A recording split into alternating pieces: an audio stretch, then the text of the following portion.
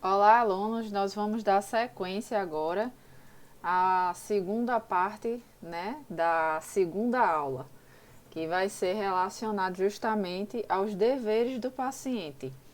Na aula anterior, nós falamos um pouco sobre os direitos do paciente e agora nós vamos saber quais são os princípios éticos para esses pacientes terem que atender também em relação à instituição, né? Em relação aos profissionais que atendem, né? Que fazem o atendimento, que dão esse suporte a esses pacientes. Então, um dos primeiros deveres do paciente diz respeito às suas obrigações durante o período em que está nesse hospital ou nessa instituição. Né? Então, o paciente ele precisa respeitar, né, esse estabelecimento, ele precisa atender às regras desse estabelecimento e existem algumas obrigações nesse período de permanência dele ao hospital ou à instituição. Então, um dos deveres também diz respeito a ele agir com urbanidade e discrição nas dependências do hospital, seguindo os padrões e normas da instituição, uma vez que ele não é o único indivíduo ali que está precisando dos cuidados desse local e desses profissionais. Então, muitas vezes o paciente ele também tem que atender a princípios éticos e ele também tem responsabilidade com relação aos outros pacientes que ali também estão sendo atendidos, né? Além de tudo, os profissionais de saúde eles também são indivíduos que têm sua própria individualidade e também devem ser respeitados. Então, não é porque o paciente é um cliente daquela instituição que ele não vai precisar também seguir princípios éticos para a melhoria, né, da convivência entre esses indivíduos nesse ambiente em comum. Claro que tudo isso visa um ambiente saudável e equilibrado para que tudo possa fluir naturalmente de maneira concisa e tranquila. Então, um outro dever também a ser considerado por esse paciente ou esse cliente diz respeito a respeitar o direito dos demais pacientes, como já foi falado, empregados também e prestadores de serviço do hospital, que deverão ser tratados com cortesia, utilizando os canais de comunicação disponíveis para exercer esse direito e apresentar reclamações. Não é assim simplesmente chegar e se esbravejar dentre os corredores. Existem os canais oficiais que podem ser realizadas essas reclamações, certo? Então o paciente ele a partir do momento que adentra aquelas dependências, ele tem que estar ciente disso e tem que respeitar essas normas.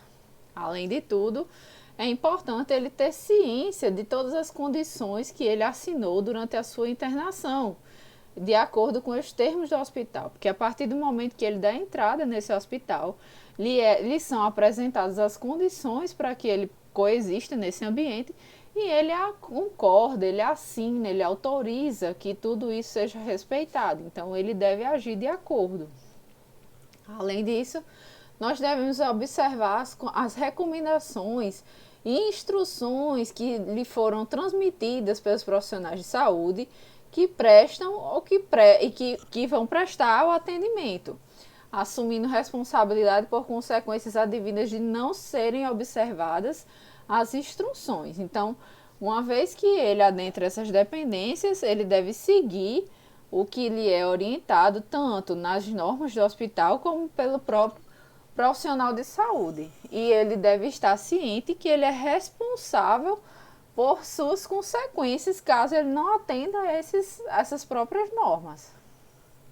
Outro dever desse paciente diz respeito a honrar o compromisso financeiro que ele assume com o hospital a partir do momento que ele está ali sendo assegurado o seu direito de saúde. Então, ele deve saldar todas as suas dívidas, né, o seu atendimento financeiro médico, tanto no que se refere às contas hospitalares quanto aos horários de seus assistentes. Então, no caso, visitas, tem os horários certos para acontecer, se pode entrar ou não com alimentos.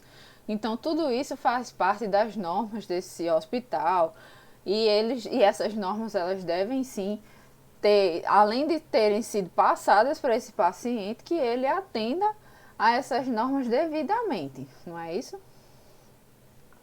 Então, nós podemos concluir aqui que esta aula, nós podemos entender quais foram os principais direitos e deveres do paciente quando nas dependências de uma instituição de saúde. O que ele deve ter para com os outros profissionais de saúde, como para os clientes também. E o inverso também é verdadeiro, a partir do momento que os profissionais eles devem sim atender aos princípios éticos de confidencialidade, do término de vida, de autonomia desse paciente, e tudo isso deve ser considerado na hora de tomar uma decisão e quando se está diante de um dilema ético, não é isso? Ainda na próxima aula, vocês poderão se aprofundar um pouco a mais a respeito do assunto do tema assédio moral.